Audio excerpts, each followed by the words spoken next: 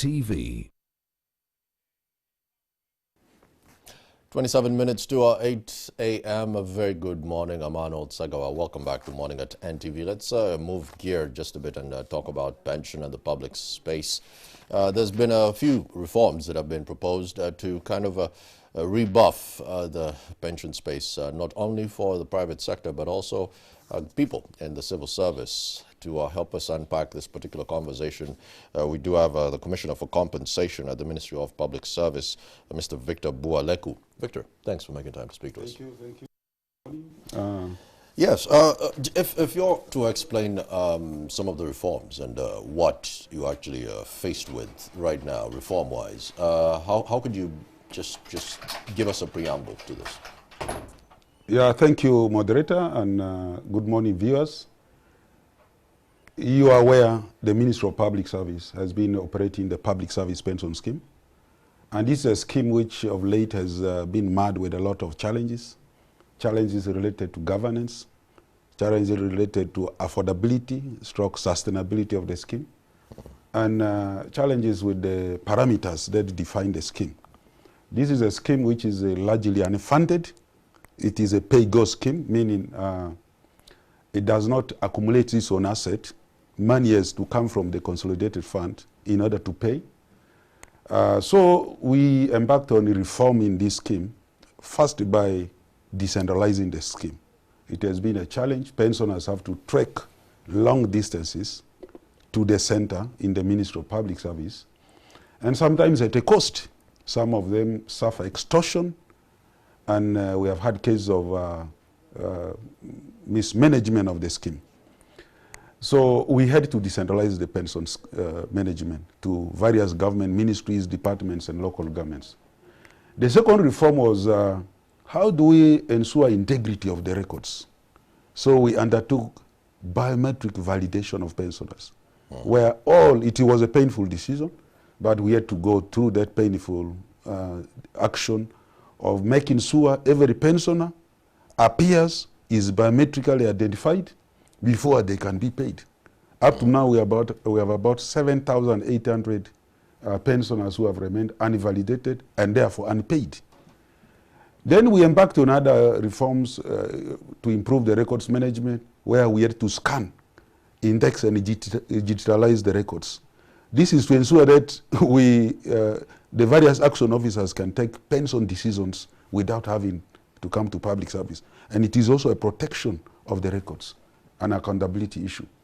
But the most significant reform we are now undertaking is having the scheme funded through the introduction of a contributory funded pension scheme, so that we don't have to rely on the consolidated fund to pay those who are entitled to receive the retirement benefits. Right. One of the biggest reforms that we are looking at is kind of a sandwich model, where the civil servant contributes 5%, then the 10% actually does come from the government. Is this correct? That's correct. Yeah, that's correct. Yeah. This is arguably the same thing that we do see with the NSSF. For many people in the private space, they would understand this and appreciate it.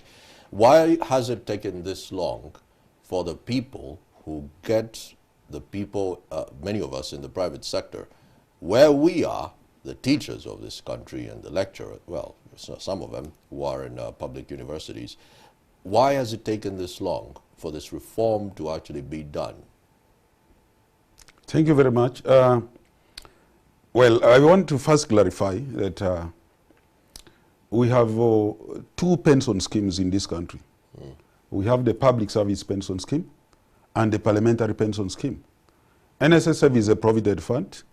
You accumulate your money with them through monthly contributions, and money is paid to you in lump sum form at the time you exit your service. Now, the reform of the Public Service Pension Scheme started way back in 2003. But because this is one of the largest schemes, government was very, very how should I call this? There was a feeling that we cannot start operating a funded pension scheme if there was no pension sector regulator. It was until the Uganda Retirement Benefits Regulatory Authority was put in place that these efforts were again re-engineered, because you have seen in the past how absence of a regulator, even in other countries, affects. That's right. And I've interacted with Mr. Nsuga on a few occasions, and this is also something that he's brought up, and I respect that, and I appreciate that. You just cannot wake up and start playing around with people's pension without oversight, without a regulator who can wake up and say, this is right, this is wrong, let's move in this direction, let's do that. Exactly. But for me, what pains me the most is that 10% coming from the government that has taken ages. If the talk of the reform started in early 2000s, like you mentioned. That's right. And now we're in 2020, it's when we're smelling the good stuff. Yes, yes.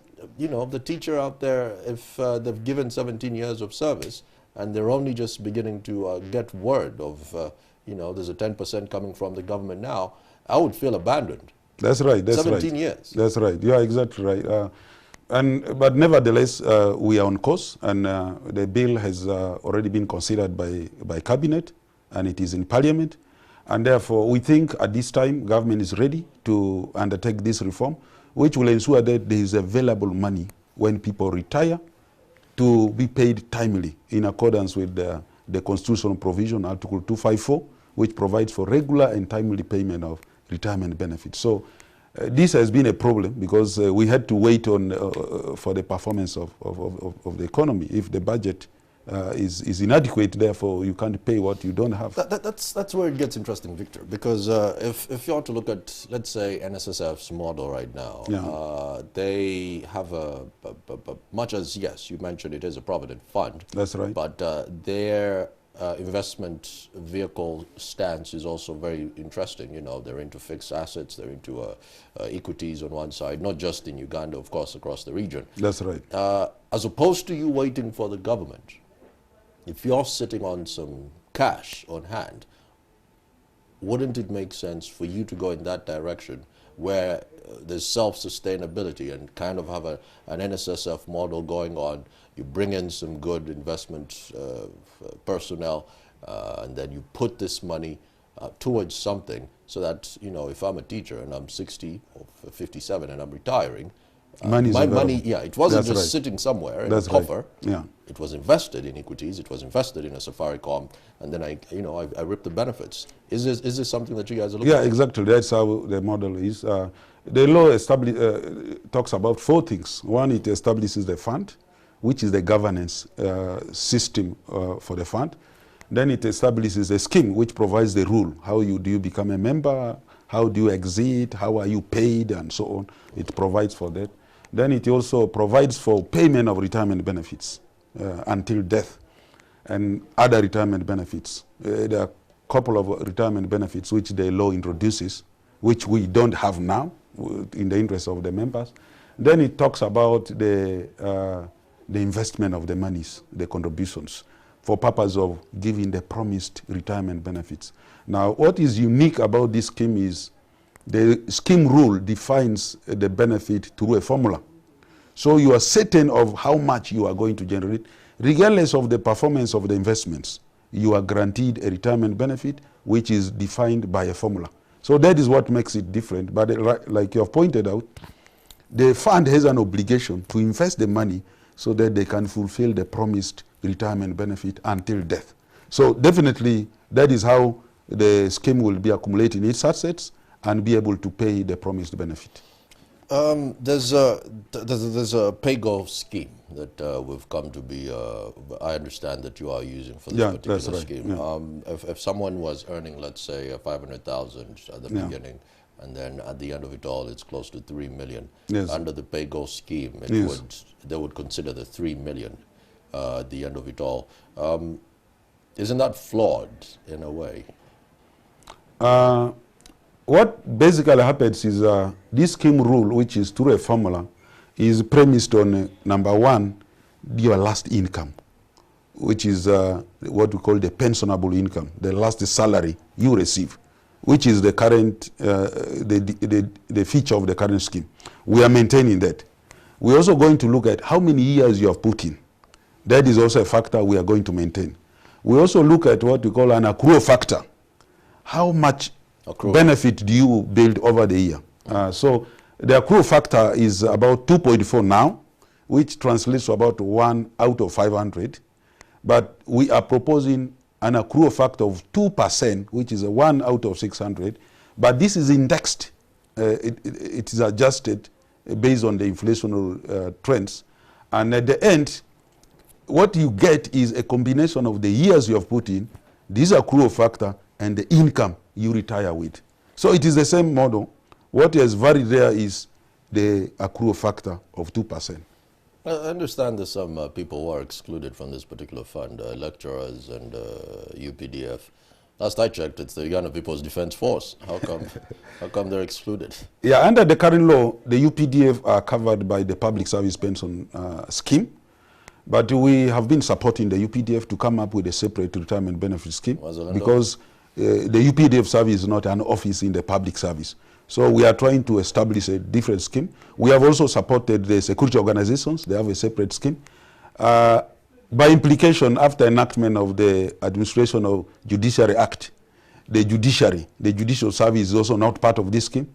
And other employees who are mandated to contribute to NSSF, they belong to another retirement benefit scheme, like the public universities, the government agencies, departments. So they are not going to be part of the scheme. But we made optional provision for them to elect to belong to the public service pension scheme, because they already belong to the other scheme. Now that electing is possible only if it's a new member. Because right now the law does not provide for portability of benefits. You cannot transfer your accrued benefits from NSSF to the public service pension scheme. So if we are providing those options, it may apply only to persons who are new, who are joining those respective institutions. If we're to go by your estimate of close to 1.5 trillion, let's say in 5 years, in contributions. Yes, in contributions. Yeah. That's very cash heavy. That's quite Exactly. something, right? Exactly. Give me a sense of your investment stance. If hypothetically 5 years, we're 5 years from we last had this conversation, give me a sense of how you would want to actually invest this money to get a decent 11%, let's say what NSSF reported last year. That's right. Which in their books was actually not so good. It was one of the tough years. Okay. Well, there is guidance on how pension funds will invest their monies by UBRA. And so just like any other scheme, when we establish the public service pension scheme, we will be complying with the rules provided by UBRA. Now, this investment of pension money will be the responsibility of the fund managers in accordance with the UBRA Act. But our estimate is, you see, in contributions alone, the 1.5 trillion we expected in 5 years is only in contributions. And that is a bit of, we have put some allowance of doubt, because you're not talking of about 5 trillion, which is the total and quantum of salary payable to public servants. So if you calculate it on the basis of that, then it's quite big. Yeah, so you're being very conservative if you actually say that's right, in our trillion. Estimates, yes. Right. Yeah. I like that you're being conservative. But what I'm asking is, let's say NSSF and their leaning is, I think, close to 20-30% is towards equities. That's right. And the fixed incomes are looking at close to, 70%? Right around there, at least that's from their reports from like 4 years ago or 3 years ago. Yeah. That's what I want to hear, as opposed to the UBRA, because yes, UBRA is oversight. They'll tell you don't go on a very risky, flamboyant kind of investment strategy where you go equities 90%. Just give me a sense of, would you also be going in that direction? Let's say fixed income 70%. No, that allocation of how we do the investment according to the various asset classes, we have not yet discussed that, but we have an interministerial team comprising of Minister of Finance and a number of other government ministries, including Minister of Justice. So we are developing that. Actually, this is a scheme we are building in terms of, we're also developing a draft investment policy, which we think when the scheme operates, they will adopt it and they will be using that. So these are some of the things we are building. But what we know for certainty is that one of the sources of our income as a fund is the contribution, and it's quite significant. And if we inject that money into investment, we are sure in the next 10 years, this sector, the pension sector, is going to grow, and government certainly will be able to even borrow this money, government through government bonds, and be able to use that to transform this country. So it's a huge development the public service pension scheme is bringing to the country. I hear you. Finally, Victor, my last question has to be with regards to talk of liberalizing and opening up the pension space. Of course, in accordance with the East Africa community, some countries have already tabled the bills. Uganda also no exception. It's something that has been talked about a few times. How worried are you that much as this conversation was started close to, what you said, 2003, it's taken quite a while to get to this point. Well, it's been given the go-ahead in some aspects. How worried are you that you might not be as competitive if they were to open up to, open up the pension space as it is? The public service pension scheme is certainly the most competitive, and we are not worried of any. Oh, you have the numbers. Yeah, not numbers. We are talking about the product. The public service pension scheme is one of the generous schemes you can think about in the whole of sub-Saharan Africa. Current replacement rate is about 87% of the last income. It can even be 100% because there was a constitutional court judgment that removed the replacement rate of 87%. Now, we have pensioners who get more pension than a salary under the current arrangement, which we are reforming. Just because these are individuals who have served more than the base of 500. Therefore, and this is also a scheme that offers lifetime retirement benefit. You are paid retirement benefit until death. And we are introducing a number of products, including a minimum pension. We have had cases where somebody gets 5,000 monthly now. So our biggest focus is how do we improve the quality of the product we are giving. So we are introducing a minimum pension. The aim is social security. So our focus on social security, the strength of the public service, and the consistency of the contribution we are expecting, because we don't have seasonal members. These ones who are on a temporary contract, 6 months it's ended, contribution are not coming. We have people who are on a permanent and pensionable arrangement, meaning we are guaranteed a continuous contribution for 60 years. The average age of the members, the 281,000 members we expect to have, is about 38. This gives an age in terms of how much we can collect and pay. It means, unlike Europe, where you have so many old people being supported by a few people who are working, the reverse is true here. We are going to have more people who are contributing to the retirement product and a few who are going to be paid. So this is more competitive, and therefore we are not worried of any form of liberalization. And but liberalization can only work if you streamline also the products. This goes with the portability. You cannot call somebody whose money have not been investing from NSSF to transfer 200 million to me to manage when he has retired. And I have to use that 200 million to pay this person until death. So that is how complex it is. So before we think liberalization, we should think about streamlining the sector in terms of improving the products across and having almost similar retirement benefits arrangement. Victor, many thanks for making time to speak Many to thanks us. too. Thank you very much, and thank you NTV for always supporting our reforms.